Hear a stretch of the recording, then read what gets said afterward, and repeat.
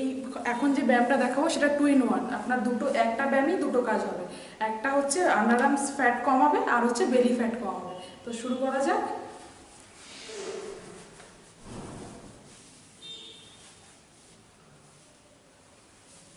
এক, দুই, তিন, চার, পাঁচ, ছয়, সাত, আট, নয়,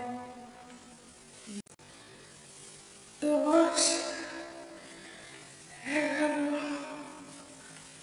12, 13, 14, 15, 16, 17, 18,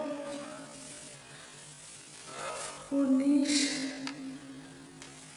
20, 21, 20।